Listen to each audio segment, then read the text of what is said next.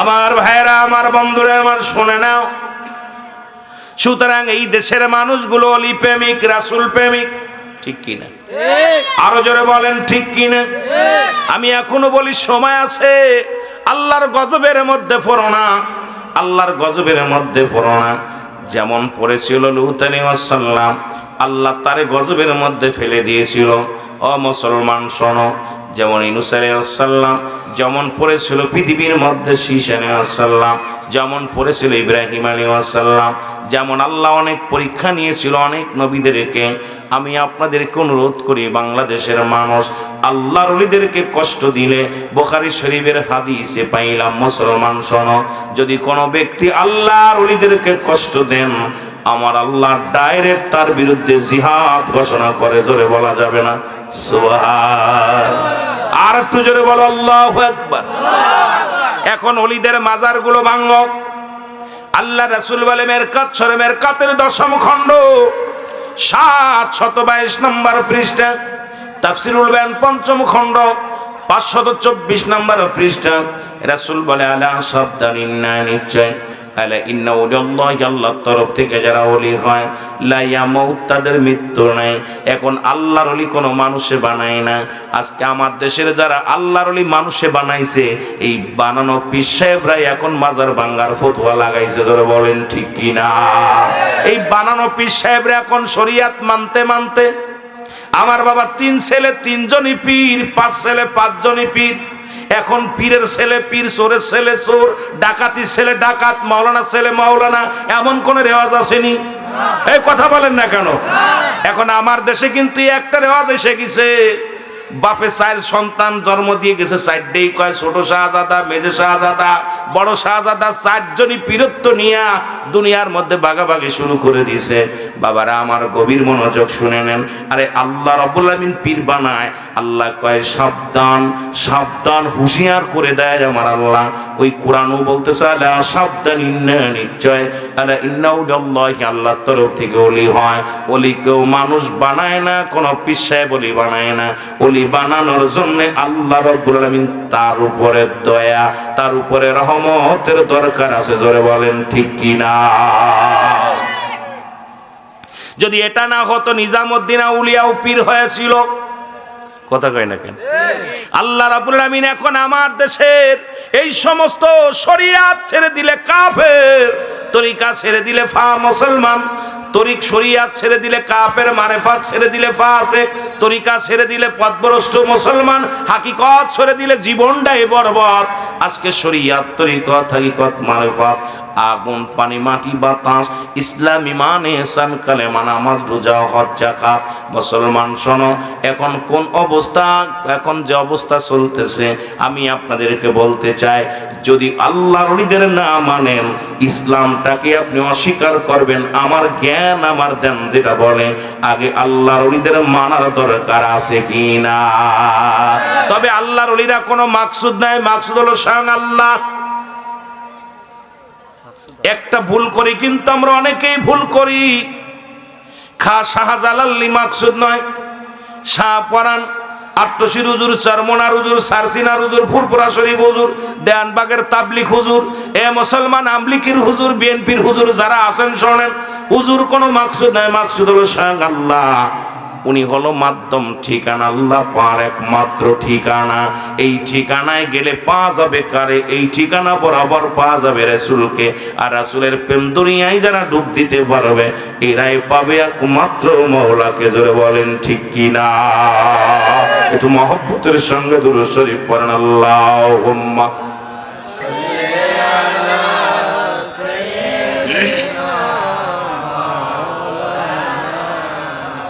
ওয়ালা আলি সাইয়্যিদিনা।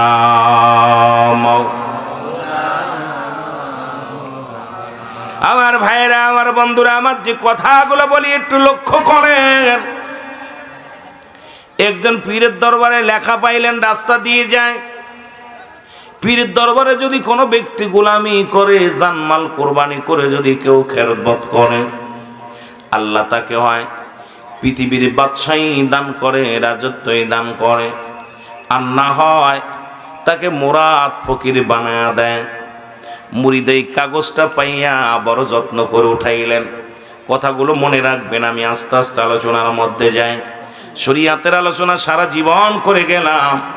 যত আলোচনা ইউটিউবের মধ্যে দেখছেন, কত শরীয়তের আলোচনা, রাসূলের সম্মান, সাহাবীদের সম্মান, নামাজ রোজা, মা বাবার খেদমত, স্ত্রী স্বামী স্ত্রী, কত ওয়াজ শরীয়তের ওয়াজ করলাম।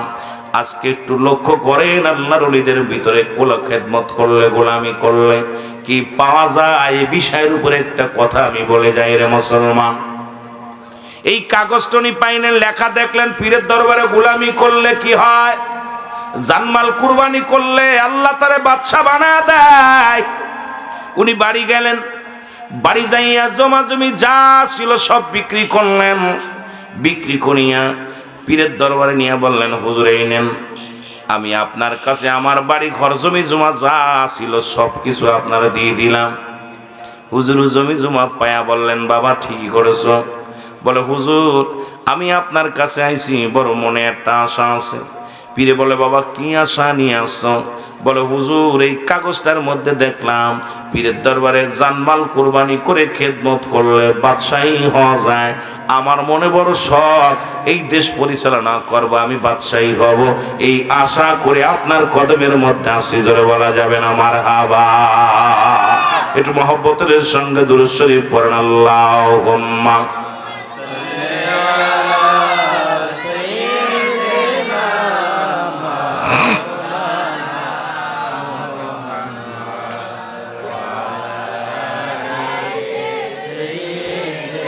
মহব্বতে পড়েন,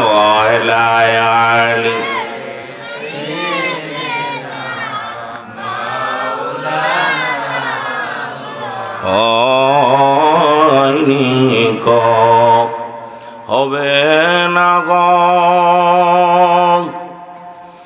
এমন সজন,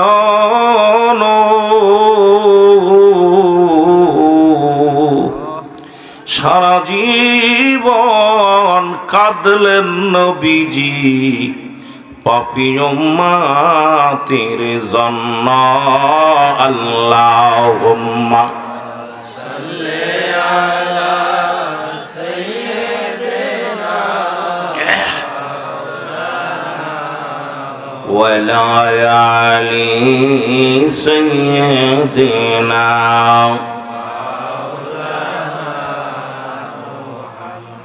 এ দুনিয়ার মুসলমান,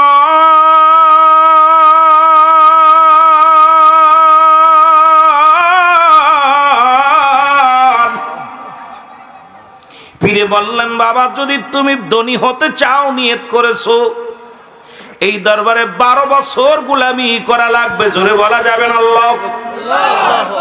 কয় বছর? 12 বছর তোমার খেদমত করা লাগবে। ও নবীরা শেখেরা রে, আমার নবীজি কত কষ্ট করছে। নবী বকরি চড়াইছে, নবী মাটি টানছে, নবী নাক রাখাল ছিল, কত কষ্ট করেছে, সাধনা করেছে। সেই নবীর উম্মত হইয়া আমরা কেন পারি না? আমাদের ভিতরটা কেন এত অহংকার, এত হমিকা? কারণ নবীর উম্মত হইয়া তো অহংকার থাকার কথা না। নবীর প্রেমিক হইয়া তো কোনো মুসলমান বিবেকবান মানুষ অলস হওয়ার কোনো কারণ নাই। কারণ আপনার আমার নবী, যিনি বাদশারও বাদশা ছিল, আবার নবী রাখালও ছিল, সেই আদর্শ আমাদের ভিতরে ঢোকানোর দরকার আছে কি না? আমার ভাইয়েরা, আমার বন্ধুরা, ওদিকে যায়, আমি একদিকে একটু শেষ করে আসি। 12 বছর কয় বছর? 12টা বছর অক্লান্ত শ্রম দিলেন। খানা খায় না, দিনে এক বেলা খাবার, মাত্র দিনে এক বেলা খাবার দেয়। সারাদিন শুধু শ্রম, সারাদিন শ্রম। রাত্রে বলছে, বাবা তুমি ঘুমাইতে পারবা না, রাত্রিবেলা তুমি কি করবা? রাত্রিবেলা, ও বাবা শোনো, রাত্রিবেলা তুমি ইবাদত বন্দেগী করবা, মাওলার সিজদায় পড়ে থাকবা। জোরে জোরে চিল্লায় বলা যাবেন আল্লাহু আকবার। ভালো আছেন?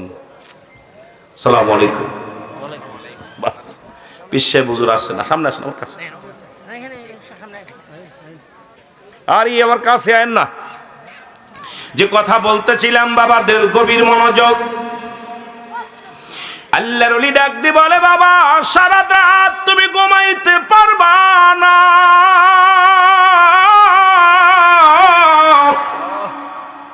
সারা রাত জেগে তুমি মাওলার প্রেমের সাধনা করো। 12টা বছর পার হয়ে গেল, অনেক কষ্ট করে দিনে এক বেলা খাবার খায়। 12টা বছর পার করে বলে, হুজুর, হুজরার মধ্যে যে দাঁড়াইলেন বাবা, আমার 12টা বছর পার হয়ে যাবে, সকালবেলা বিদায় হয়ে যাব, বিয়ে করলাম না, সংসার করলাম না, জমি জমা যা ছিল বিক্রি করে আপনার কদমে দিছি, এখন তো বিপদে আছি হুজুর, আগামীকাল 12 বছর পূর্ণ হয়ে যাবে, আমি বাড়িতে যাব। হুজুর বললেন, বাবা তুমি যে খেদমত করেছো, যে সাধনা করেছো, ইয়া দ্বারা কিছু পাওয়া সম্ভব নয়, আরো 12 বছর গোলামি করা লাগবে। জোরে জোরে চিল্লায় বলা যাবে না সুবহানাল্লাহ। এখনো তোমার ভিতরে থেকে তাকাব্বারি দূর হয় নাই, অহংকার দূর হয় নাই, অহমিকা দূর হয় নাই, তুমি মাওলাকে এখনো সন্ধান করতে পারো নাই। আল্লাহর একটা বাড়ি আছে, সেই বাড়িটা তুমি চিনতে পারো না, খালি মসজিদে যায় আল্লাহ আল্লাহ করো, মনে করো আল্লাহ বুঝি মসজিদের ভিতরে আর কোথাও নাই। এই আল্লাহ পাক ঠিকানাটা আমি বলে দিব, আল্লাহর একটা ঠিকানা আছে। কোথায়? মুমিনের কলবের মধ্যে। আমার দেশের এক বক্তা দেখি ওয়াজ করে, আর কয় কি কয়, কথা হই না, বড় কষ্ট পাইলাম যে আমি যদি সংসারেরও চাপে পড়ে হারাম হালাল কত খায়, আমি যদি দজকে যাই, তুমি থাকবা কোন জায়গায়? নাউজুবিল্লাহ বলেন না, আরো জোরে। আমি কই বক্তা, তোরে আগে পিটানোর দরকার, জুতো মারার দরকার, কারণ আল্লাহ রাব্বুল আলামিন কোন বান্দার ভিতরে কার ভিতরে থাকে এইটা আগে চিনতে হবে।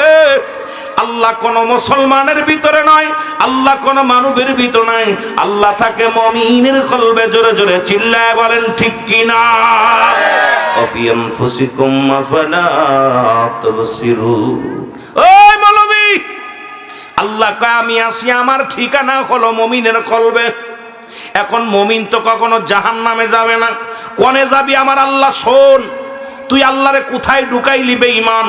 ও আবার বলে, সে আবার পীর সাহেব দেখলাম বড় বড় ওয়াজ করে, বড় কষ্ট পায়, গিবাত করতে চাই না, কারণ এই সমালোচনা করার অভ্যাস আমার নাই।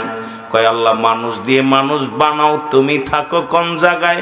আরে ভরা ফড়া কোন জায়গা থাকবি? খোঁজে কাল্লা আছে এক জায়গায়, সেটা খুঁজতে গেলে আগে মাওলারে খুঁজতে হলে মুসলমান আগে দিল দরিয়ার মধ্যে ডুব দিতে হবে, আর ডুব দিলে পাওয়া যায় মাওলার সন্ধান। জোরে জোরে চিল্লায় বলা যাবে না ঠিক কিনা? অ্যারিস্টটল, সক্রেটিস বই লেখা পার কয়, নো দাই সেলফ, মান আরাফান নফস, নিজের নফসকে চিনতে হবে, কালবু সালিম, আত্মাকে প্রসিদ্ধ করতে হবে। এখন তুমি অন্যরে নিয়ে বারবারই করলে সম্ভব নয়। আল্লাহ কোথায় থাকে শোনো, আল্লাহ থাকে ঈমানদার মুমিনের কলবে। জোরে বলেন ঠিক কি না?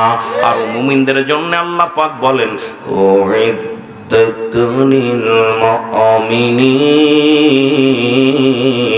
আল্লাহ কয় মুমিনদের জন্য প্রস্তুতি করে রাখছি 8টা জান্নাত। আরে তুই কি তাফসীর করলি? আমার সাথে গত পরশুদিন কয়টা মাহফিল ছিল, আমি আশ্চর্য হয়ে গেলাম। গান শুই না, গান করে করে তাফসীর করতেছে। আরে বল, কি তাফসীর করলি তুই? কিন্তু বড় মুরব্বী মানুষ, কইতেও পারি না, সইতেও পারি না। ইহা দ্বারা সুন্নিয়াতের কলঙ্ক।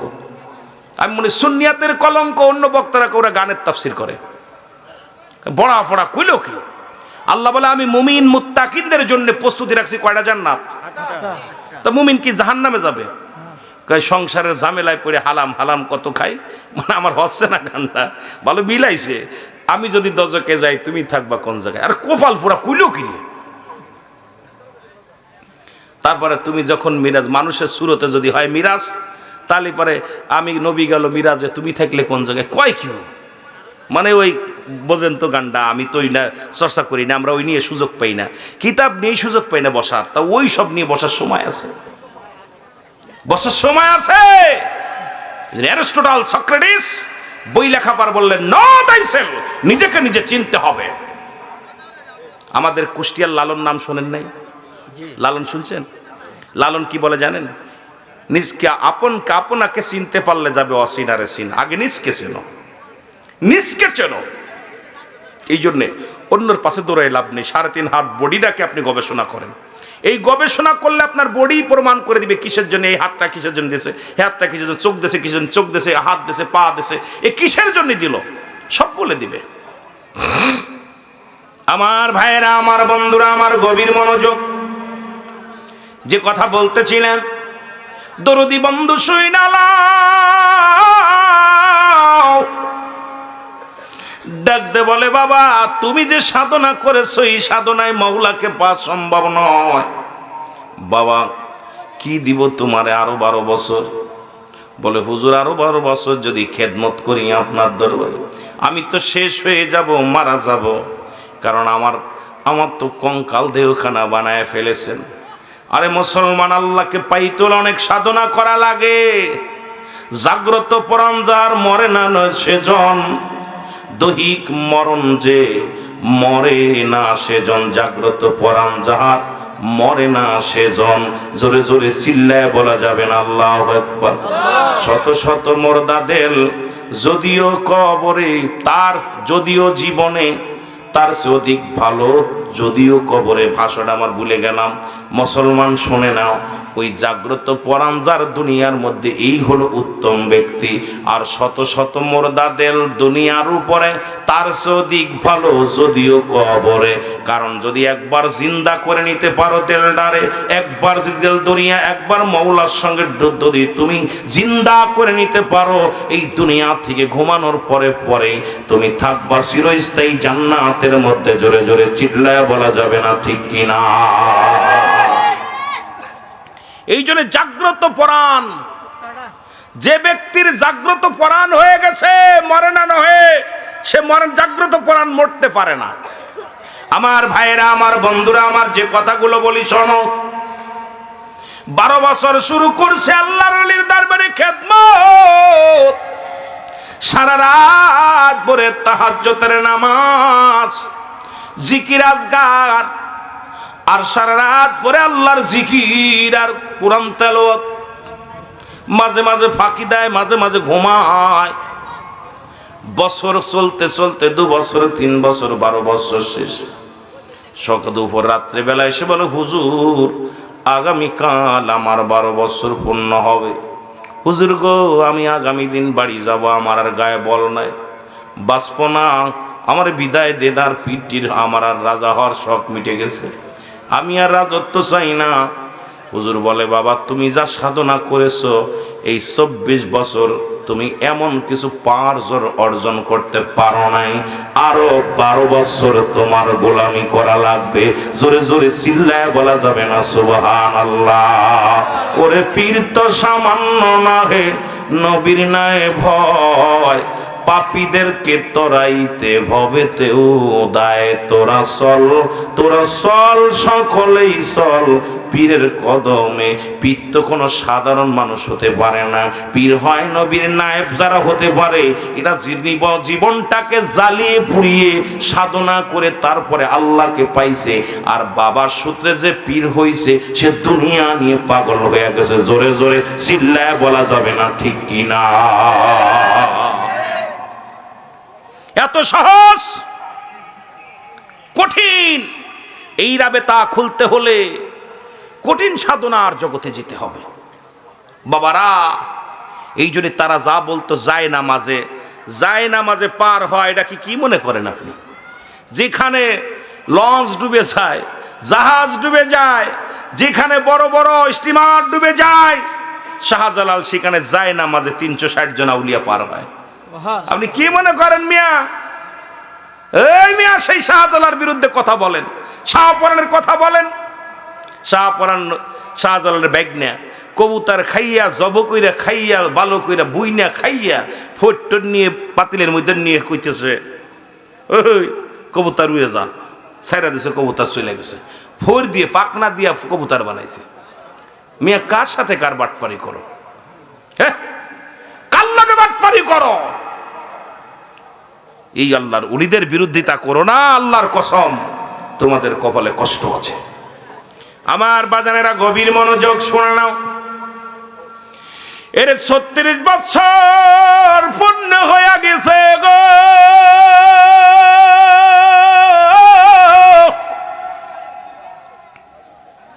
পাগলটা হাঁটতে পারে না, অনেক সাধনা করে আস্তে আস্তে করে পীরের কদমে যা ডাকতে বলে, হুজুর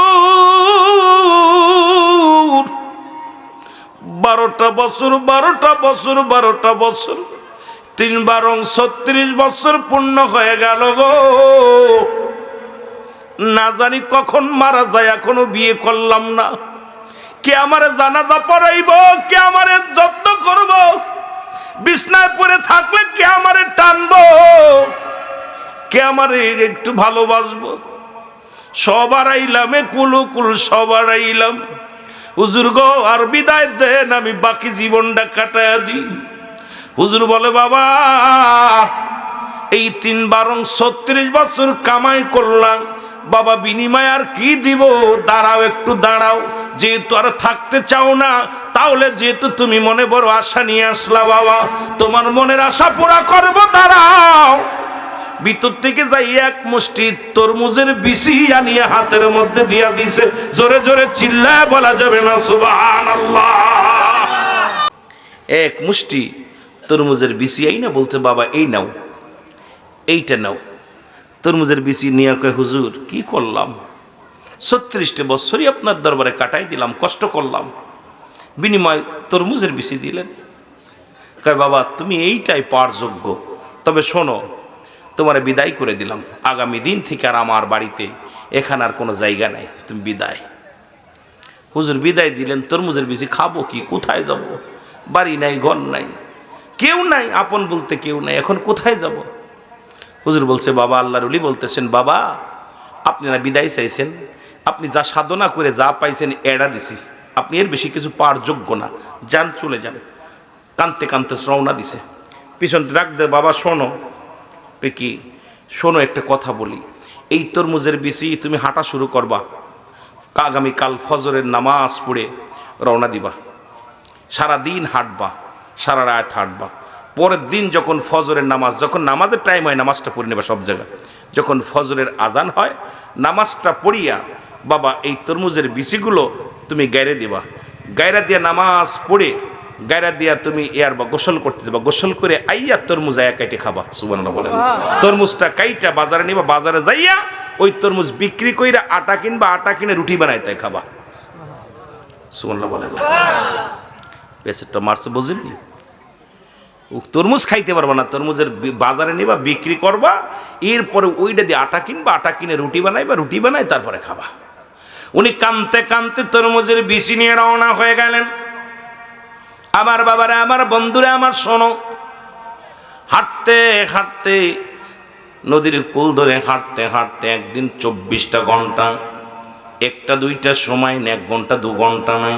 কামেল পীরের দরবারে গেলে আর একটারে লোহারে যেমন ওই পরশ পাথরে যেমন লোহাটা ঘষণ লাগলে লোহাও সোনা হয়ে যায়, কামেল পীরের সন্নিহিত পাইলে ওই কামেল ও বাজান একজন মুসলমান শুনে নাও, ওই নাপাক দিলটাও মুর্দা দিল জিন্দা বানায় দেয়। ওই পরশ পাথর হলো কামেলে মুকাম্মেল। আল্লাহর ওলিগণ জোরে বলেন ঠিক কি না? আমার বাবারা, আমার এখন আমরা বাবারা গভীর মনোযোগ। এই কামেলের সন্নিহিত যদি পাইতে হয় তাহলে খোঁজ করে নিতে হবে। ও মুসলমান, 12 বছর ঘুরে ইবাদত করার 1টা মিনিট 1টা ঘন্টা কামেল পীরের সোহবতে থাকিয়া নজরে থেকে ইবাদত যদি করতে পারো, ওই 12 বছরের দেউলিয়া হইয়া যে ইবাদত বন্দেগী করেছো, ওই 1টা ঘন্টা 1টা মিনিটই তার চাইতে 1000 উত্তম হয়ে যাবে। জোরে বলেন সুবহানাল্লাহ। এগুলো বুঝতে লাগলে তাসাউফ জানতে হবে। আমি যে গানের ওয়াজ করতে, এটা তাসাউফ ভিত্তিক আলোচনা। আমার বাবারা, আমার শরীয়তের আলেমদের মাথা গরম হয়ে যাবে। কয় কি, তুমি 40 চিল্লা 22 চিল্লা দিছো, মুসলমান শোনো, কামেল মুকাম্মেলের দরবারে শুনে নাও, যে কথাগুলো বললে তোমাদের কাজে লাগবে। কারণ 12 বছর তুমি দেউলিয়া হয়ে তুমি ঘুরে ঘুরে ইবাদত বন্দেগী করেছো, আর একটা পলক একটা ঘন্টা যদি কামেল ও মুকাম্মেলের কদমের মধ্যে নিসার হইয়া মাওলার ইবাদত বন্দেগী করতে পারো, ওই 12 বছরের চাইতেও তোমার ওই একটা ঘন্টার ইবাদত আল্লাহর কাছে অনেক প্রিয় হয়ে যাবে। জোরে জোরে চিল্লায় বলা যাবে না সুবহানাল্লাহ। আমার ভাইরা, আমার বন্ধুরা, আমার গভীর মনোযোগ। উনি যাইতে যাইতে নদীর কোলা দিয়ে যাইতে যাইতে ফজরে আজান হলো। উনি কি করলেন? অজু করলেন। নামাজ শেষ করিয়া উনি তরমুজের বিচিগুলো লাগায়া দিলেন, নদীর কিনারায় লাগায়া দিলেন। লাগায়া দিয়া উনি কি করলেন? চলে গেলেন গোসল করতে নদীতে। গোসল করে সেটাকে তরমুজ ধরে আছে গাছে। জোরে বলেন সুবহানাল্লাহ। তরমুজ এইবার বাজারে নিয়ে বিক্রি করলেন। আটা কিনলেন, রুটি বানাইলেন, রুটি বানাইয়া খাইলেন। এরকম ওনার জীবন চলে। উনি ওখানে থাকলেন, ছোট্ট একটা কুড়ে ঘর বানাইলেন। বলেন বাবু ওখানেই থাকবেন, ওখানেই খাবেন, ওনাকে কিন্তু নামাজ ফাঁকি দিবেন না বাবা, শরীয়তের বিধান লঙ্ঘন করবেন না। আর এখন আমাদের দেশে অনেক পীর আছে, গাঞ্জা খায়, বয়া বয়া নামাজও পড়ে না। জোরে বলেন ঠিক কিনা? ওরে তোর পীর তো দূরের কথা, যে ব্যক্তির ভিতরে নামাজ নাই সে তো কাফের। একমাত্র কাফের এবং মুসলমানদের মধ্যে পার্থক্য হলো নামাজ। আমার দেশে অসংখ্য অসংখ্য মুরিদ আছে, অসংখ্য পীরও আছে, পীরেরও নামাজ লাগে না, মুরিদেরও নামাজ লাগে না। ইয়া দ্বারা সমালোচনার পাত্র হয়ে যায়, সুন্নি জামাত কলুষিত হয়। আমি আপনাদেরকে বলে যাই, ওই বেনামাজি কোনো পীর, বেনামাজি কোনো মুরিদ সুন্নি জামাতের কোনো সদস্য না। জোরে বলেন ঠিক কিনা? আমরা সুন্নি জামাত যারা, আমরা এক খোদাকে বিশ্বাস করি, ওলি আল্লাহদেরকে মানি। তবে বেনামাজি ওই বাটপার গুন্ডা গাঁজাখোর মদখোরদের সঙ্গে সুন্নি জামাতের কোনো সম্পর্ক নাই। জোরে বলেন ঠিক কিনা? আর একটু জোরে বলেন ঠিক কিনা? কথা কি ক্লিয়ার? আত্মশী হুজুর কি কয় জানেন? কয় যারা বেনামাজি তারা আমার মুরিদ না। স্পষ্ট যারা আত্মশী গেছেন কইছে না যে বাবা যারা বেনামাজি তারা আমার মুরিদ না। আরে তা খালি খালি যে লাভ কি? খালি খালি যে লাভ কি? আমার বাবারা, আমার বন্ধুরা, আমার ওই রাজ্যের রাজা উনি উজিরকে ডাকতে বলে, উজির জীবনে কত ভালো কাজ করলাম, জীবনে কত কি করলাম। আমার জীবনে একটা স্বপ্ন আমার আছে, আমার জীবনে একটু চুরি করার স্বপ্ন জাগছে। আমি একটা, আমার যত প্রজা আছে প্রজার বাড়িতে চুরি করব। উজির কয় হুজুর যদি ধরা পড়ে যায় ইজ্জত চলে যাবে। প্রধানমন্ত্রী বলতেছে আমি চুরি করব, জীবনে সব কিছুই করলাম, জীবনে স্বপ্ন জাগছে আমি চুরি করব, আমার এই সুযোগটা দাও, মনের আশাটা পুরা করো। উজির কয় হুজুর আপনি হলেন রাজা, প্রজার বাড়ি চুরি করলে যে ধরা পড়ে যান তাহলে ইজ্জত থাকবে না, সম্মান থাকবে না, যে রাজা চুরি করছে প্রজার বাড়ি। কয় তুমি খোঁজ নাও, দেখো রাজ্যের মধ্যে নির্জন এলাকা কোনটা আছে, যেখানে চুরি করা যায় সেখানে যাব। উজির খোঁজ করতে করতে যায় দেখে এক তরমুজালা, ওই তরমুজের পাহারা দেয় ঘরের মধ্যে, ওই তাঁবুর মধ্যে বইয়া বইয়া তরমুজ পাহারা দেয়। আবার যায় কয় হুজুর পাইছি একটা অপূর্ব জায়গা, ওই একটা লোক তরমুজের ক্ষেত বানাইয়া ওই তাঁবুর মধ্যে হইয়া থাকে, রাত্রেবেলা তরমুজ চুরি করবো। জোরে জোরে চিল্লায় বলো আল্লাহু আকবার। কেউ বুঝিতে পারে না রে আল্লাহর ওলির খেলা, বলেন কেউ বুঝিতে দয়াল যারে ইচ্ছা তারে দিয়া মিলাই প্রেমেরি মেলা। দয়াল যারে ইচ্ছা তারে দিয়া মিলাই প্রেমেরি মেলা, কেউ বুঝিতে পারে না রে কামেল পীরের। ঠিক কি না? 1 মাস আগে 1 বছর আগে দাওয়াত নিয়ে মাহফিল করতে পারেন, আর 4 দিন আগে মাহফিল নিছে। ঠিক, আমি আচ্ছা 4 দিন আগে মাহফিল নিয়ে যে পোস্টার করছি, এভাবে সৌন্দর্য করছে, দেখছি 1 বছর আগে মাহফিল নিয়ে এত সৌন্দর্য করতে পারে না। ঠিক কি না? ঠিক কি না? কারে দিয়া মেলা মেলাই বইটা আমি আশ্চর্য হয়ে যাচ্ছে। আমার ইমাম সাহেব হুজুর বলতেছে ভাইজান মাত্র 4 দিন আগে এদের যে কত মন, বলছে মসজিদ একদিনে মাটি কাটছে, পরের দিন ঘর সারা। এলাকার মানুষগুলো খুব সুন্নি প্রিয়, রাসূল প্রেমিক, আল্লাহ ওয়ালা, সুবহানাল্লাহ বলেন না? শুই না মজা লাগছে। মাত্র 4 দিন আগে মাহফিলটা দিছি। কয়দিন আগে? 7 দিন আগে। আমি তো কল্পনাও করতে পারিনি যে 7 দিনের দিনে মাহফিল এত সুন্দরভাবে করতে পারে। এলাকার মানুষগুলোর প্রশংসা করে শেষ করতে পারবো না। দোয়া করি আল্লাহ কামিয়াব করুক, জোরে বলুন আমিন। 30 বছরে যার জ্ঞানা কি পটে না, 6 মাসের কালে আবার পাই যে 16 আনার দয়াল, পাই যে 16 আনা।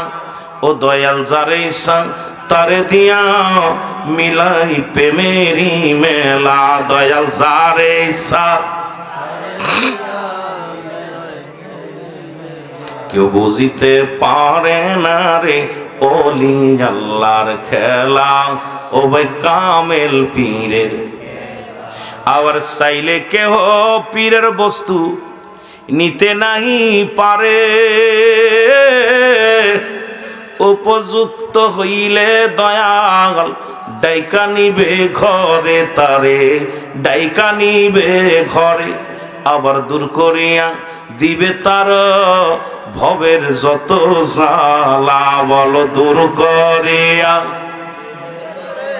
ভবের যত জ্বালা। কেউ বুঝিতে পারে না রে ওলি আল্লাহর খেলা, ও ভাই কামেল পীরে। আবার জোর করিয়া বুঝতে গেলে তার ঘটে মরণ জ্বালা, হায় হায় জোর করিয়া তার ঘটে মরণ জ্বালা। কেউ বুঝিতে পারে না রে কামেল পীরের খেলা, ও ভাই ওলি আল্লাহ। কত মজা। আসতেছিলাম ভাইয়ের সঙ্গে দেখা, আহা গাড়িটাতে নামেই এক নজর দেখছে, দেখে লাভ দে নামছে, দূর গাড়িটা ঠেকায় নাম দে লাইবা জড়ায় ধরছে বুকের ভিতরে। আবার ভালোবেসে চলে আইছে। সুবহানাল্লাহ বলেন না? এ খেলা বড় জ্বালা রে ভাই। এই খেলার মধ্যে ডুবতে লাগলে সময় লাগে। এই জগৎটা বড় কঠিন। তাসাউফের বিদ্যা, এই বিদ্যা অর্জন করতে লাগলে সময় শরিয়াত তরিকত হাকিকত মারিফাত। আমার ভাইরা, আমার বন্ধুরা, আমার উজিরি ডাকতে বলে হুজুর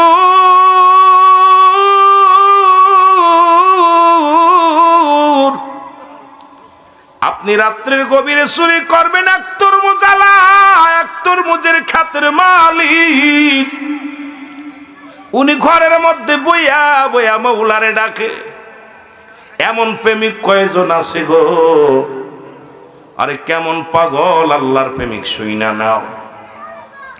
এইবার হুজুর, এইবার বাদশা বলে তাড়াতাড়ি চল, আজকে চুরি করতে যাব। রাতের অন্ধকারে উজিরকে নিয়ে যখন তরমুজ চুরি করার জন্য রওনা দিছে, তরমুজের খেতে যায় যখন তরমুজটা ধরে টানতে ছিড়বে, আল্লাহর ওলি স্বপ্নে ডাক দিল হামদি বলে মুরিদ 36 বছর সাধনা করে পাইছিলি তরমুজের বিচি, এক রাত্রে নিয়ে যাই চুরি করে তরমুজ ঠাকা। জোরে জোরে চিল্লায় বলা যাবে না সুবহানাল্লাহ। স্বপ্নের মধ্যে দেখি লাভ মাইরা ওই বাঁশ একটা নিয়ে একদম প্রধানমন্ত্রীর মাথায় মারছে পিছন থেকে এক বাড়ি। বাড়ি মারাও শেষ, মন্ত্রী মরাও শেষ। প্রধানমন্ত্রী মারা গেলেন। উজির ডাক দে কয় তরমুজের মালিক শোন, তুই কাকে মারছিস জানস? কয় কে মরিছে আমার দেখার সময় নাই।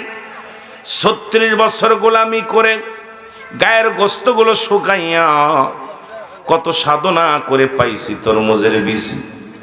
আর তোমার ওই কেম নিয়ে গেল রাত্রে আয়া চুরি করে নিয়ে যাবে, আমি মানবো কেমন করে? দিছি গায়ে মেরে গেছে, মরে নিয়ে যাও মরাডারে কাঁধে করে। জোরে জোরে চিল্লায় বলা যাবে না আল্লাহু আকবার। উজির কয় মরিছি, বড় বিপদের মধ্যে পড়েছি।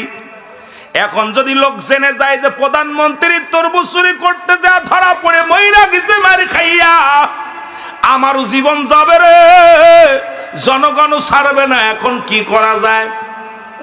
চল আমার সাথে তুই। এর নিয়ে গেছে রাজ দরবারে, নিয়ে যাইয়া এক ঘরের ভিতরে আটটাইছে। আটটায় কয় আজকে যদি মানুষ জানে হুজুর আমার প্রধানমন্ত্রী মারা গেছে, তাহলে সব যাবে, আমার অবস্থা খারাপ। ভালো মন্দ খাওয়াইয়া রানীকে ডাক দে, বলে রানী, গত রাত্রে রাজা মশাই বলছে সে 3 মাসের সাধনায় বসেছে, 3 মাসের মধ্যে কারোর লগে কথা বলবে না, 3 মাসের মধ্যে উনি এই ঘরের দরজা খুলবে না, একমাত্র আমি উজিরের সঙ্গে সাক্ষাৎ করবে, আর এই 3 মাসে রাজ্য পরিচালনা আপনি নিজে করবেন। এই 3 মাস আমাকে বলেছে, এই 3 মাসের মধ্যে যদি তার সঙ্গে কেউ দেখা করে উনি মারা যাবে। আর এই জন্য আমার শুধু আমি আর হুজুরের শুধু প্রধানমন্ত্রীর সাক্ষাৎ হবে, আর কারণ নয়। জোরে জোরে চিল্লায় রানী রে করছে, রানী মানে রাজার বউ, আপনি এই 3 মাস পরিচালনা করবেন রাষ্ট্র, আর 3 মাস হুজুর সাধনার জগতে চলে গেছে, এর মধ্যে ডাক দিলে উনি মারা যাবে, খোলা যাবে না। এখন বুঝির পড়ছে বড় বিপদে, রাজদরবারে ফল ফালাদি নিয়ে খাওয়ায়, ভালো মন্দ খাওয়ায়, খায় ভিতরে খায়, আল্লাহর ওলির পাগল, উনিও বয়া বয়া খায় আর ইবাদত বন্দি করে। 3 মাস পরে, 3 মাস রানীর পাগল হয়ে গেছে স্বামীর জন্য, 3 মাস স্বামীরে দেখে না, 3টা মাস স্বামীকে পায় না। রানী বলতেছে, উজির আমার স্বামীর খবরটা তাড়াতাড়ি বল। কয় রানী মা পাগল হয়েন না, 3 মাস মাত্র, 3 মাস, 3 মাস পূর্ণ হয়ে গেছে। রানী কয় আমার স্বামীরে নিয়ে আয়। কয় রানী মা একটা বিপদ হয়ে গেছে, যেহেতু 3 মাস স্বামীর সাথে সাক্ষাৎ নাই, আবার বিয়ে পড়ানো লাগবে। সুবহানাল্লাহ। যেহেতু 3 মাস স্বামীর সঙ্গে, আপনার স্বামীর সঙ্গে সাক্ষাৎ নাই, দেখা সাক্ষাৎ নাই, বিয়ে যায় আপনাদের দুজনের সারাসারি হয়ে গেছে, আবার বিয়ে করা লাগবে। কয় তাড়াতাড়ি উজির, তাড়াতাড়ি মৌলানারে ডাক দে, বিয়ে পড়া, স্বামীর জন্য বেকুল হয়ে আসি, আমি পাগল হয়ে আসি, তাড়াতাড়ি নিয়ে। হুজুর কেন বিয়ে পড়ানো হলো রাতের অন্ধকারে। এবার বাসর হবে, বাসর রাত্রে যায় দেখে রে ভিতরে যখন ওই উজির যখন ঢুকা দিছে, যায় দেখে এক দাড়িওয়ালা টুপিওয়ালা মৌলবী বসে আছে বাসর ঘরের মধ্যে। ডাক দে, কয় উজিরে তুই কার ঘরে দিলে আমারে? এ তো আমার স্বামী না। কয় রানীমা যা হইছে আপনি কার কথা বলেন না, যদি লোকজনে জেনে যায় রানী হইয়া বেগানা মহিলা বেপনা পুরুষের ঘরে ঢুকছে, আপনার ইজ্জত চলে যাবে, যা হয়েছে চেপে যান, বাকিটা আমি সামলাইতেছি। জোরে জোরে চিল্লায় বলা যাবে না আল্লাহু আকবার। রানীমা যা হইছে হইছে, চেপে যান, বাসর করেন, দুজন মিলে গেছে। সকালবেলা সকলে রানী সবাই সিয়ারা বলতে, কিন্তু ওই ওনার সিয়ারা, রাজা সিয়ারা যেরকম ছিল ঠিক ওই রকমই হয়ে গেছে, কিন্তু দাড়ি টাড়ি আছে। সবাই রে বুঝাইতেছে, ভাইয়েরা শোনো, রাজা ঠিক আছে, কিন্তু রাজায় 3 মাসের সাধনায় যা দাড়ি হয়ে গেছে। সুবহানাল্লাহ কইতেন নি? একটু বুড়া বুড়া 3 মাস দেখো নাই তো, একটু পরিবর্তন হয়েছে, সিয়ারা ঠিক আছে। উনি সিয়ারে বইয়া যত মানে গ্রামের মধ্যে যে চুরি করে, চোরকে ছেড়ে দেয়, যে ধরে তার একটাই, সব বিচার উল্টো পাল্টা। কেউ খুন করলে খুনিকে ধরে আনে, তাকেও খুন করে, মানে সব মোটামুটি মানে অবস্থা খুব খারাপ। উজির কয় খাল কেটে কুমির আনলাম, বিপদে পড়ছি, যেটা খালি উল্টা ফেলি। উজির বাড়ি যায় কাঁদতেছে, কি করা যায়? কাঁদতে কাঁদতে এক নদীর কিনারে যে বসা পর চিন্তা, হঠাৎ করে দেখে নদী দিয়া ভাসতে ভাসতে, পানি দিয়া ভাসতে ভাসতে একটা ফুল আসছে, অনেক সুন্দর একটা ফুল। এই ফুলটা দেখে উজির চিন্তা করছে, আমার হুজুরে দিলে হুজুর বড় খুশি হবে। যে পরের দিন, হুজুর এই দিন কত সুন্দর একটা ফুল। বলছে, উজির আগামী দিন যদি এরকম 7টা ফুল না এনে দিতে পারো, তোমার গর্দান চলে যাবে। আল্লাহু আকবার। উজির কয় বড় বিপদের মধ্যে পড়েছি, ফুল পাইলাম একটা, নদীতে পানি দেয়া ভাসতে ভাসতে যায়, এই ফুলের গাছও চিনি না, ফুলের নামও জানি না, এই ফুল কই থেকে আসলো? এ তো দুনিয়ার কোনো ফুল নয়, এই ফুলের তো গাছের ঠিকানা আমার জানা নাই, কই পাবো ফুল? যাইয়া উজিরে যে বাড়ি যায় বিবিরে কয়, বিবিরে সর্বনাশ, আগামীকাল যদি 7টা ফুল না এনে দিতে পারি, গর্দান চলে যাবে। প্রধানমন্ত্রী উপদেশ দিয়েছে, যদি 7টা ফুল না নিয়ে যায় আমাকে মেরে ফেলবে। বিবি কয়, স্বামীরে টেনশন করো না, যাও আল্লাহর নাম নিয়ে ওই নদীর কিনারায় যাও, দেখো সন্ধান পাও কি ফুলের। উনি হাঁটা শুরু করলো, যা হাঁটতে হাঁটতে যাইয়া একটা ফুল, দুইটা ফুল, তিনটা ফুল, চারটা ফুল, পাঁচটা ফুল, 6 নাম্বার ফুল পেয়ে গেছে। 7 নাম্বার ফুলের আশায় বসে আছে। দেখে রে দূর থেকে একটা গাছ, ওই গাছের মধ্যে নদীর কিনারে একটা গাছ, ওই গাছের মধ্যে ওই পাগল এমন ভাবে আল্লাহ জিকির করে রে, জিকির করতে করতে কলবটা ফেটে যায়, এক একটা ফোঁটা রক্ত পানির মধ্যে পড়ে, আর ওই রক্ত খানা ফুল হয়ে যায়। জোরে জোরে চিল্লায় বলা যাবে না সুবহানাল্লাহ। ওই পাগলটা, যে পাগলটারে প্রধানমন্ত্রী বানাইছে, ওই পাগলটা এই গাছের মধ্যে বসে আছে আর এমন জিকির করতেছে, পা দুখানা উপরে ঝুলিয়ে দিয়ে এমন ভাবে আল্লাহ আল্লাহ, পাগল হয়ে যায়, কানতে কানতে জিকির করতে করতে কলবটা ফেটে যাচ্ছে, আর এক একটা ফোঁটা রক্ত পড়তেছে পানির মধ্যে, আর এক একটা ফুল হচ্ছে। 7টা ফুল নিয়ে চলে আসছে রাজার দরবারে, এসে বলে ফুল হুজুর আনছি, ফুলেই নেন। উজির ফুল তো আনছো, ফুলের গাছটা কেমন বলো। সুবহানাল্লাহ বলেন না, আগে বলো। উজির বলে হুজুর আর আমার ভুল হয় না, আমি আর ভুল করি নাই হুজুর, এই গাছের ঠিকানা আমি পেয়ে গেছি, সেই গাছটাই হলেন আপনি। আপনি সেই পাগলটা, যে পাগল ওই গাছের মধ্যে দেখে আইলাম এমন মাওলার প্রেমে কামতারা, এমন ভাবে জিকির করে, জিকির করতে করতে কলিজাটা ফেটে যায়, একটা ফোঁটা রক্ত পানির মধ্যে পড়ে, আর ওই পানিটা ফুল হয়ে যায়, পানির মধ্যে রক্তটা ফুল হয়ে যায়। আমি কি আর ভুল করেছি, সেই গাছটা হলেন আপনি। ওরে মন্ত্রী ডাক দেখা, উজির রে আমি আর রাজত্ব চাই না রে, যেহেতু আমাকে তুই চিনে ফেলেছিস আর দরকার নাই। আরে আমি গোলামি করেছিলাম, নিয়ত করেছিলাম আমি বাদশা হব, আমার আল্লাহ বাদশা বানায়া দিছে। আরে দুনিয়ার মধ্যে আমি বাদশাই চাই না, আমি হতে চাই মুরাদ ফকির আল্লাহ। এই দুনিয়া চাই না, দুনিয়া চাই না রে উজির, আমি আমার মাওলারে চাই। জোরে জোরে চিল্লায় বলো মারহাবা।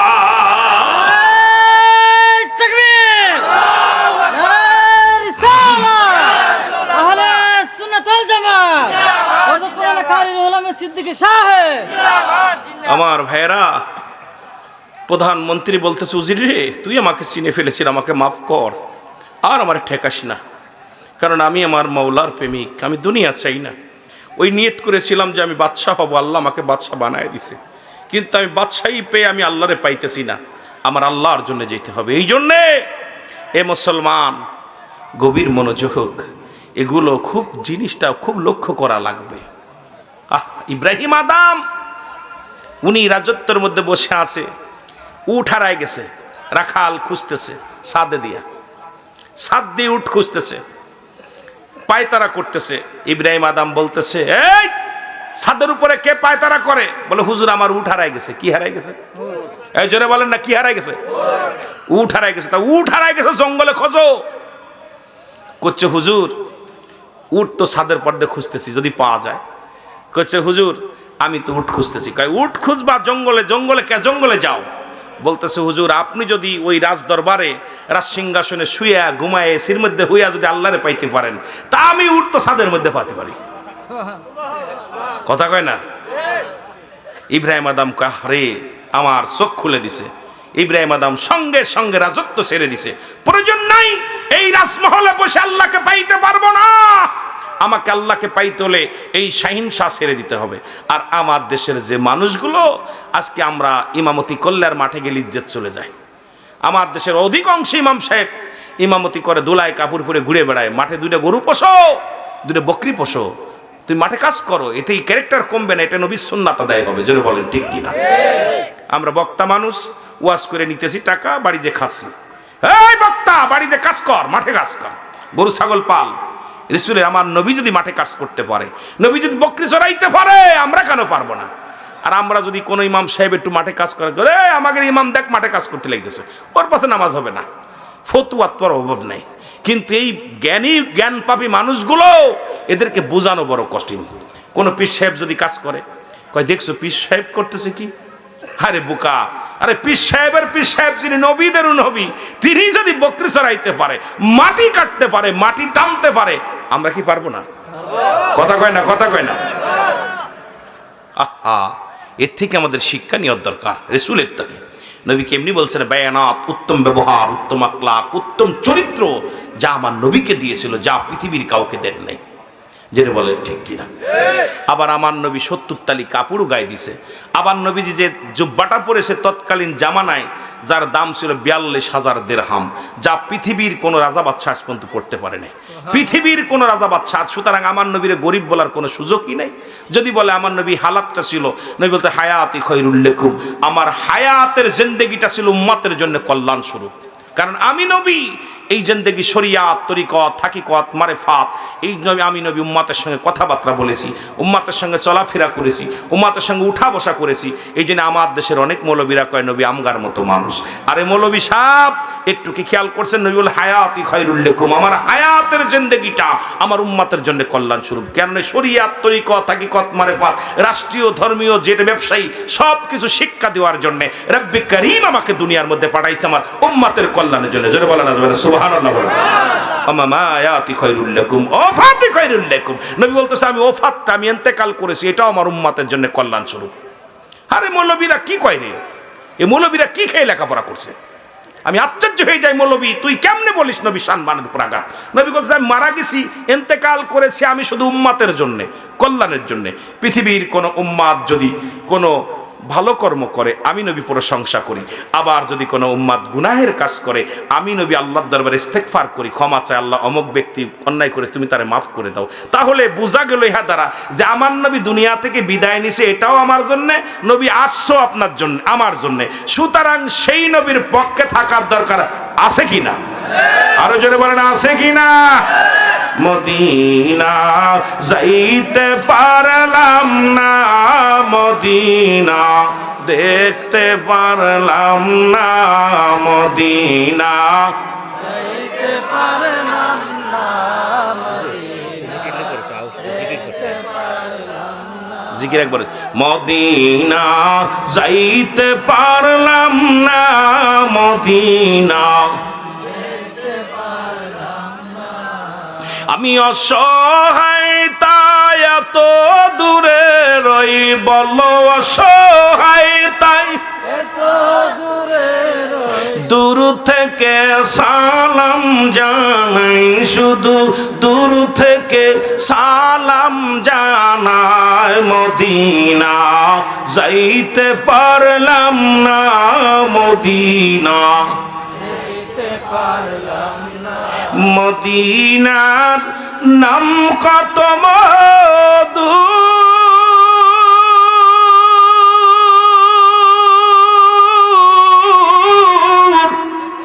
মদিনা আর যে কত দূর,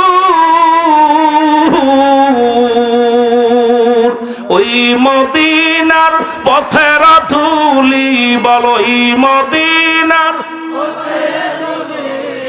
মাখতে পারলাম না, মদিনা যাইতে পারলাম না, মদিনা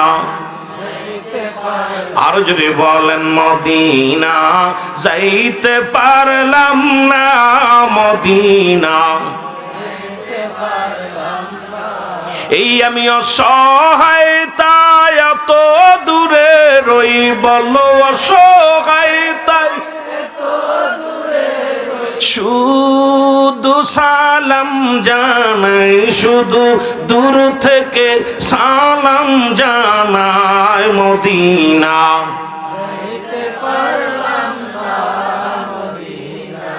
দেখতে পারো, মদিনার নাম কত সুন্দর,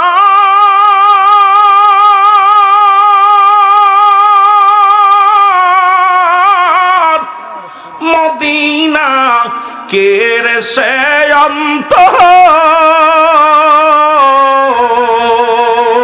এই গরিব দুঃখের সালাম খানি, বল গরিব দুঃখের সালাম খানি, পৌঁছাই দিও মদিনায়, বলো পৌঁছাই দিও মদিনায়। মদিনা যাইতে পারলাম না, মদিনা না, মদিনা যাইতে পারলাম না, মদিনা। মদিনার পুবাল হাওয়া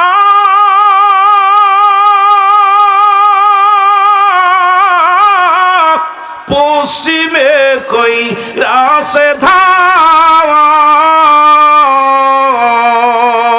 এই গরিব দুঃখীর সালাম খানি, গরিব দুঃখীর মদিনায়, বলো পৌঁছাই দিও মদিনায়। মদিনা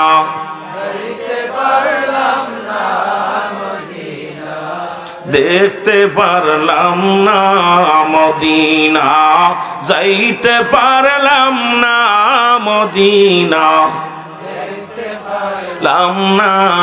আল্লাহুম্মা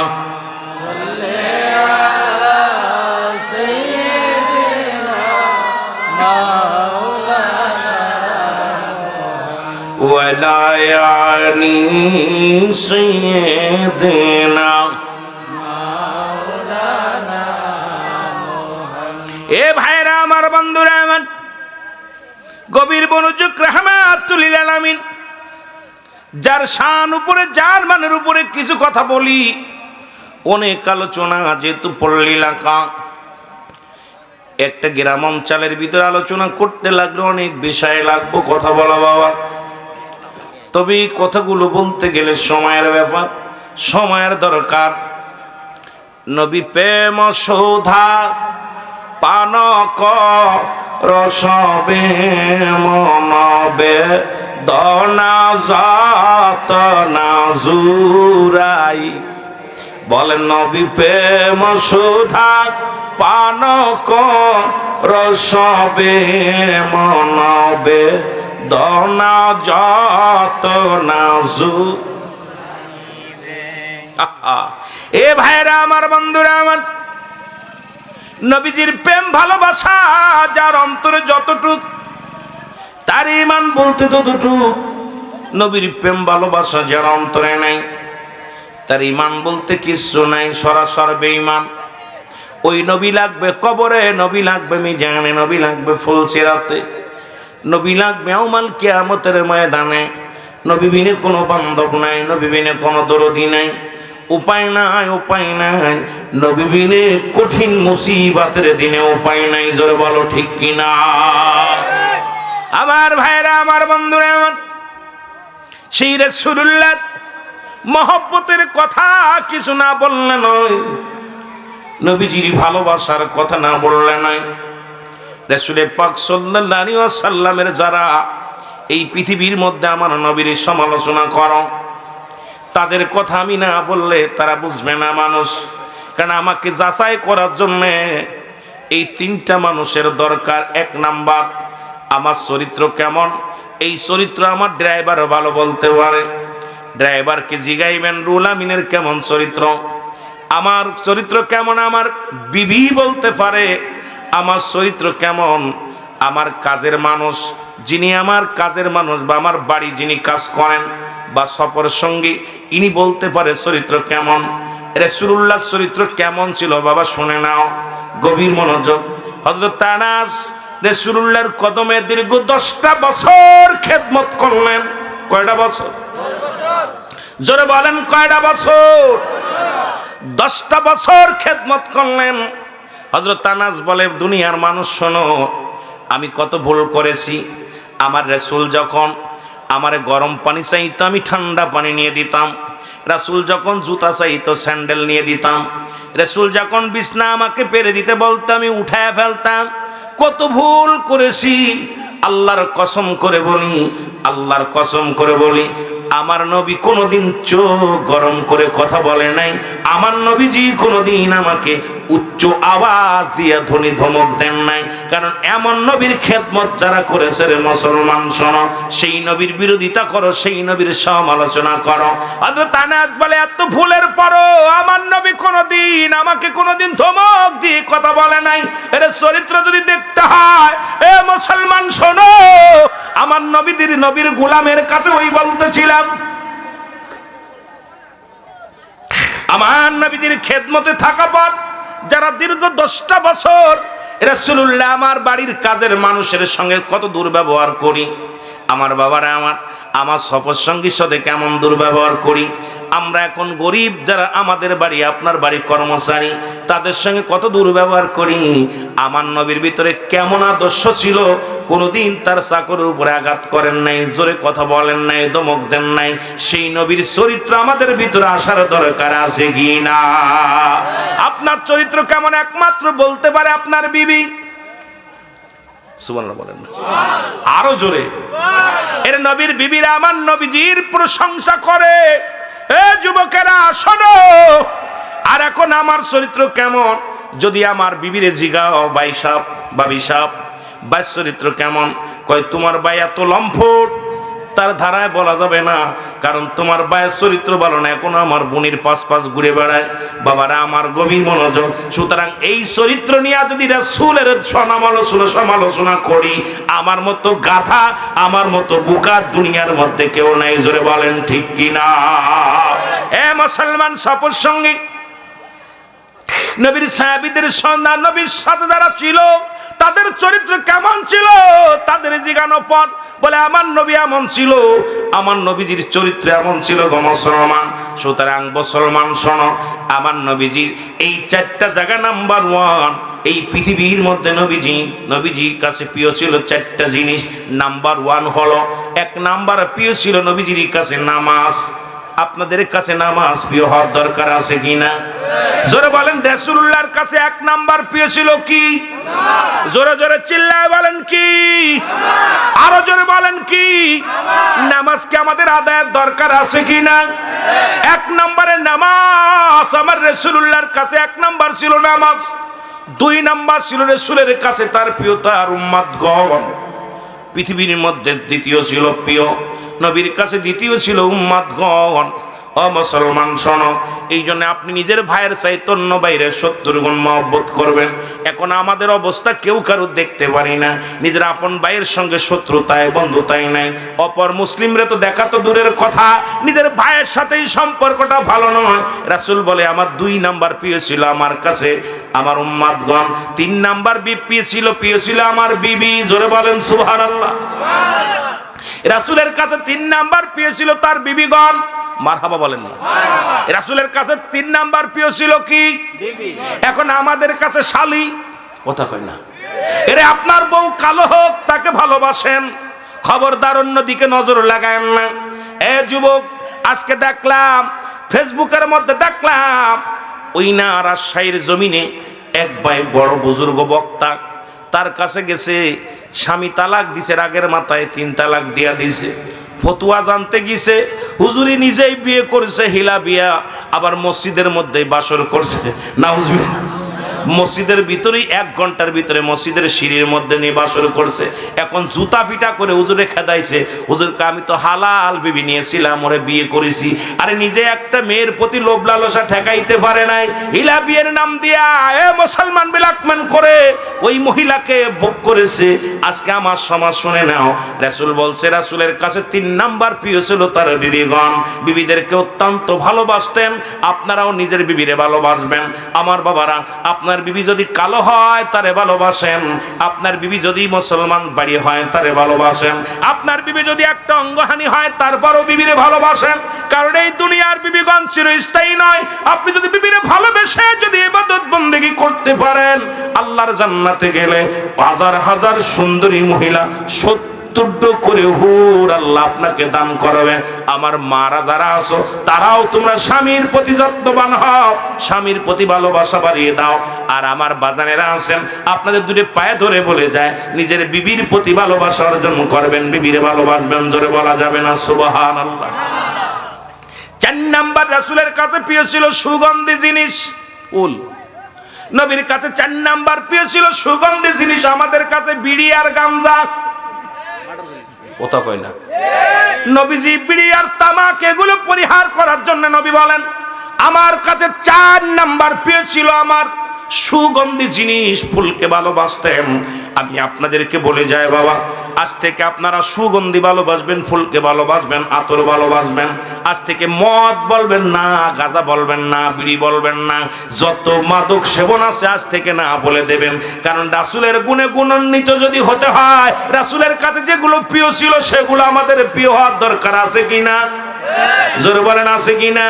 এখন যদি আপনি এগুলো প্রিয় না বানাইতে পারেন, আমি বলে যাই আপনাদেরকে আল্লাহর নবীর দিদার পাওয়া সম্ভব হবে না। জোরে বলেন ঠিক কিনা? নবীর কাছে 1 নাম্বার প্রিয় ছিল কি? 2 নাম্বার? জোরে বলেন 2 নাম্বার? 1 নাম্বার কি ছিল? জোরে সবাই বলেন না কি ছিল? 2 নাম্বার? 3 নাম্বার? 4 নাম্বার? মনে থাকবে? মনে থাকবে? আজ থেকে আমরা নিজের বউডারে ভালোবাসবো, নামাজটারে ভালোবাসবো। নামাজ কাফের এবং মুসলমানদের মধ্যে পার্থক্য। নবী নামাজের প্রতি খুব গুরুত্ব ছিল। রাসূলুল্লাহ যখন আজান পড়ে যেত, হুজুর সাল্লাল্লাহু আলাইহি ওয়াসাল্লাম অসুস্থ থেকেও নামাজ জামাতে হাজির হয়ে যেত। সুবহানাল্লাহ বলেন। একটু নামাজের প্রতি যত্ন ছিলেন। আর আমরা তার উম্মাত, তার নবী তো যিনি পার করনেওয়ালা, তিনি যদি নামাজকে এত ভালোবাসতে পারে, আমাদের কি নামাজকে ভালোবাসার দরকার আছে কিনা? তাহলে 1 নাম্বার নবীর কাছে প্রিয় ছিল কি? নামাজ। আজ থেকে নামাজ পড়বেন কে কে একটু হাত তুলে দিন। আল্লাহ তুমি কবুল করেন না, জোরে বলেন আমিন। আল্লাহ গো আমাদের কবুল করে নাও, জোরে বলেন আমিন। 2 নাম্বার প্রিয় রাসূলের কাছে ছিল তার উম্মাতগণ। আজ থেকে কোনো মুসলমান হয়ে মুসলমানকে কষ্ট দিব না। এক মুসলমান আর এক মুসলমানকে বুকের ভিতর নিয়ে ভালোবাসবো। নিজের ভাইয়ের সাথে শত্রুতাই করব না। তাকে আপন নিজের আয়না, অন্য মুসলমানকে যখন আয়নার দিক তাকাইলে আপনার চেহারা দেখবেন, অপর মুসলমানকে আপনি দেখলে আপনারই মনে করবেন যে ওটা আমি। সুতরাং আরেকজনের ব্যথায় আপনার ব্যথিত হতে হবে। এক মুসলমান আর এক মুসলমান কষ্ট পেয়েছে, আপনার ব্যথিত হতে হবে। একজন কষ্ট বলে আপনি আনন্দ করতে পারবেন না, আপনি তার ব্যথায় ব্যথিত হতে হবে। আমরা ছোটবেলা একটা বইতে পড়েছিলাম যে নিজের পরের সুখে কি যেন, নিজের পরের সুখে হাসবো আমি, হাসবো কাঁদবো সবার দুঃখে, নিজের খাবার বিলিয়ে দিব অনাহারের মুখে। ঠিক না? ছেলেরা পড়ছো না? আমরা পড়ি ছোটবেলা, মনে হয় মোটামুটি আমরা পড়ি নাই, পরের চ্যাপ্টারে মোটামুটি দেখছি আর কি, যে মানে এই যে প্রতিবেশীর বিষয় নিয়ে আলোচনাটা, কবিতাটা সুন্দর একটা কবিতা লিখছে যে মানে নিজে অন্যকে কষ্ট দেখলে আমরাও কষ্ট পাবো, অন্যকে হাসি দেখলে আমরাও হাসবো, অন্যকে দুঃখী দেখলে আমরাও দুঃখিত দুঃখ প্রকাশ করব। কিন্তু আমার দেশের অবস্থা দেখি, একজন যদি কষ্ট পড়ে যায় আমরা হাতে তালি দিয়া, কথা কোন ঠিক কি? এগুলো করা যাবে না। মুসলমান বাবারা আমার, রাসূল বললেন আম্মা জান আয়েশা সিদ্দিকাকে ডাক দে, বলে আয়েশা রে, জাহান্নাম আমাকে দেখানো হলো, জান্নাত দেখানো হলো। আমি জাহান্নামের মধ্যে যা দেখি, সবচেয়ে বেশি কষ্ট পেয়েছি একদল মানুষ আগুনের নদীর মধ্যে সাঁতার কাটে। কিসের নদী? জোরে বলেন কিসের নদী? আগুনের নদীর মধ্যে সাঁতার কাটে। আম্মা জান আয়েশা বলে ইয়া রাসূলুল্লাহ এরা কারা? নবী বলেন এরা হলো পৃথিবীর মধ্যে সুদখোর আর ঘুষখোর। এরা কি খোর? আল্লাহর কসম করে বলি, যারা সুদ খায় আর ঘুষ খায়, শোনো এ সুদখোরেরা, শোন, তোদের জন্য আবাদান আবাদান একটা চিরস্থায়ী রেখে দিছে আমার আল্লাহ। সেটা হলো একটা আগুনের সাগর। এই আগুনের সাগরের মধ্যে আল্লাহ রাব্বুল আলামিন সুদখোর আর ঘুষখোরদের ওর ভিতরে ছেড়ে দিবে। এই মানুষগুলো পাগল হয়ে যাবে উঠার জন্য, এই পাগল হয়ে যাবে, কাঁদবে, আল্লাহ কুল পাবে না, কিনার পাবে না। আবার এই মাঝে মাঝে যারা সুদ খায় তাদের অবস্থা হবে কুল পাবে। কুল পেয়ে যখন উঠবে, উপরে উঠবে, আবার ফেরেশতারা তাদেরকে ধাক্কা মেরে নদীর মধ্যে ফেলে দিবে। ওই আগুনের নদীর মধ্যে তারা সাঁতার কাটবে। আমি তোদের পায়ে ধরে বলে যাই বাবা, আমার রাসূল কাঁদতেছিল, এই করুণ কান্না। আম্মা জান আয়েশা সিদ্দিকা বর্ণনা করতে যায়, বলে আমার নবীজি জাহান্নামের আলোচনা করতে যাইয়া রে নবীর চোখের পানি ধরে রাখতে পারে নাই। সুতরাং আমি আপনাদেরকে বইলা যাই, ওই আগুনের নদীতে যদি সাঁতার না কাটতে চান, তাহলে আজ থেকে সুদ আর ঘুষকে না বলবেন। কে কে একটু হাত তোলেন। আল্লাহ তুমি এ আল্লাহ, আল্লাহ গো আমাদের সুদ থেকে বাঁচাও। এ ভাই তোদের পায়ে ধরে বলে যাই, বাইরে সুদ খাস না, বাইরে যারা খাইছিস তওবা করবি, যে মাফ চেয়ে নিবি, ওই লোকটার টাকা ফেরত দিয়া মাফ চেয়ে নিবি, ভাই রে মাফ করে দে। আল্লাহ যদি মাফ না করে, তবে সুদখোর আল্লাহর ওলি হয়েছে ওই হাবিব, উনিও সুদ থেকে যখন বাঁচছে জানেন, হাবিব নামে একজন সুদখোর, উনি চক্রবৃদ্ধি সুদ খাইতেন। হঠাৎ একদিন জোর করে একজনের গোস্ত ছিনিয়ে নিয়ে গেছে, এই গোস্তটা বাড়ি নিয়ে রান্না করে খাওয়ার জন্য রাখছে, সুন্দর করে ভুনে রাখছে। যখন গোশের পাতিলটা উঁচু করছে, দেখে পুরো গোস্তটা রক্ত হয়ে গেছে, রক্ত হয়ে গেছে। চিৎকার মারে, বিবি রে আমি সুদখোর, এই মানুষের কাছ থেকে গোস্ত ছিনিয়ে আনার কারণে আমার গোস্ত যদি রক্ত হয়ে যেতে পারে, আমার আল্লাহ আমার সাথে কি করবে? ও বিবি, চিৎকার মারতে মারতে আল্লাহর দরবারে এমন কান্নাকাটি, এমন ভাবে কান্না জড়িত ফিরে আসছে, আল্লাহ এই সুদখোরকে আল্লাহর ওলি বানাই দিছে। এই জন্যে আপনারা কিয়ামত পর্যন্ত কোনো নবী আসবে না, কিয়ামত পর্যন্ত তওবার দরজা খোলা। আপনারা যারা আছেন, দয়া করে যদি সুদের মধ্যে কেউ থাকেন, খাস তওবা করবেন, কানে ধরে আল্লাহ আমাদের মাফ করে দাও। আল্লাহ আমার ওই আগুনের নদীতে সাঁতার কাটতে পারবো না, ওই সাঁতার কাটতে পারবো না, আল্লাহ আমাদেরকে ক্ষমা করে দাও। আল্লাহ যদি মাফ করে দেন, আমার আল্লাহ তো সবই পারেন বাবা, আল্লাহ সহায়, আমরা অসহায়, আল্লাহ তো সহায় হবে, আপনার সহায়ক হবে। আল্লাহ যেন আমাদের ক্ষমা করে দেয়, জোরে বলেন আমিন। নবীজি বললেন, আর একটা বিষয় আমি বরং আশ্চর্য হয়ে গেলাম, একটা লোককে ঘিরে দেখি শত শত মানুষ দাঁড়ায় আছে। নবীজি বললেন, বলা পরাম্মা জানা ঈসা বলে, ইয়া রাসূলুল্লাহ, ইয়া হাবিবাল্লাহ, এর হাকিকতটা কি? নবীজি বললেন, শোন রে ঈসা, এই মানুষটা নামাজ পড়তো, রোজা রাখতো, হজও করতো, অনেক ভালো আমলদারি ছিল, কিন্তু এই লোকটার ভিতরে একটা দোষ ছিল, সে মানুষ পর নিন্দা করত, মানুষের গীবাত করত। এই গীবাত করার কারণে ওই মানুষগুলো যা বলতেছে আমার বিরুদ্ধে, তুমি এই কথা বলছো, আমি তো এটা বলি নাই। আমরা অনেকেই বলে থাকি অমুকের মেয়ে বেরোয় গেছে, অমুকের মা এ করছে, অমুকে করছে, আসলে জানি না, মিথ্যা তোহমত। ওই লোকগুলো বলবে, ভাই তুমি আমার বিরুদ্ধে এত কথা বলেছিলে, আমি তো এটা করি নাই। আম্মা জান বলে, ইয়া রাসূলুল্লাহ, ইয়া হাবিবাল্লাহ, তারপরে কি হবে? নবী বললেন, ওই লোকটা ক্ষমা চাবে, সবার কাছে মাফ চাবে, আমারে মাফ করে দাও। বলবে না, মাফ হবে না। আল্লাহ রাব্বুল আলামিন ওই হাজী সাহেবের, ইমাম সাহেবের আমল নামা থেকে আমলগুলো কেটে কেটে যাদের নামে সমালোচনা করতো, গীবাত করতো, ওই গীবাত করে আমল নামায় যে পৌঁছে যাবে, আর সারা জীবন ওই ব্যক্তি আমল করেছে, ওই ব্যক্তি আমল শূন্য হয়ে যাবে। আমল শূন্য হওয়ার কারণে তাকে জাহান্নামে ছুঁড়ে মারা হবে। আজকে বাংলাদেশে খালি পরনিন্দা, পরনিন্দা, পরনিন্দা। আজকে দেখেন ছেলে মেয়ে ওই দিকে চিন্তা নাই, খালি কিডা কি করলো, ওই অমুক কিরা নিল, কান নিয়ে সিলি নিল, কান দেখার সময় নাই, খালি সিলের পাশ পাশ দৌড়াইতেছি। বাবা একবার কানে হাত দিয়ে দেখেন। সুতরাং রাসূল বলতে চাই, সারি ওই মানুষগুলো এত কষ্ট করে রাত জেগে ইবাদত বন্দেগী করছে, কিন্তু কিয়ামতের ময়দানে সব বরবাদ হয়ে যাবে। খুব সাবধান, খুব সাবধান। খালি দেখেন আইয়া হাফিজ সাহেব খালি সমালোচনা করে, মৌলবী সমালোচনা করে, আইরে গীবাত। এদের কপালে ভয়ঙ্কর কষ্ট আছে। আল্লাহ আমাদের বুঝার তৌফিক দান করুক। 5 মিনিট জিকির করি। এই আরমান রে নিয়ে ইসমে জাত আল্লাহ আল্লাহ আল্লাহ আল্লাহ আল্লাহ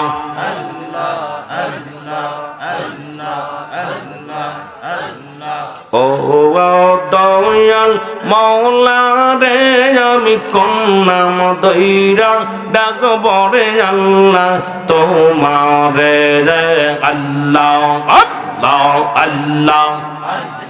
জোরে জোরে, আমি এভাবে বসতে পারিনি, কি কষ্ট হচ্ছে। ও দয়াল আল্লাহ রে, আমি কোন নাম দইরা ডাকব রে মাওলা তোমারে, মারহাবা আল্লাহ আল্লাহ। আমি কোন নাম দইরা ডাকলে আল্লাহ, কোন নাম দইরা ডাকলে মাওলা খুশি হবেন মোর পরে, আমি কোন নাম দইরা ডাকব রে মাওলা তোমারে রে, আল্লাহ আল্লাহ। জোরে জোরে, রে দয়াল আল্লাহ রে আমি কোন নাম দইরা ডাকব রে মওলা তোমারে আমি কোন নাম দইরা ডাকব রে আল্লাহ তোমারে আল্লাহ আল্লাহ অগয়াক দেখেছেন মৌসা গনবী তোর পাহাড়ে গেছেন গো চলিয়ে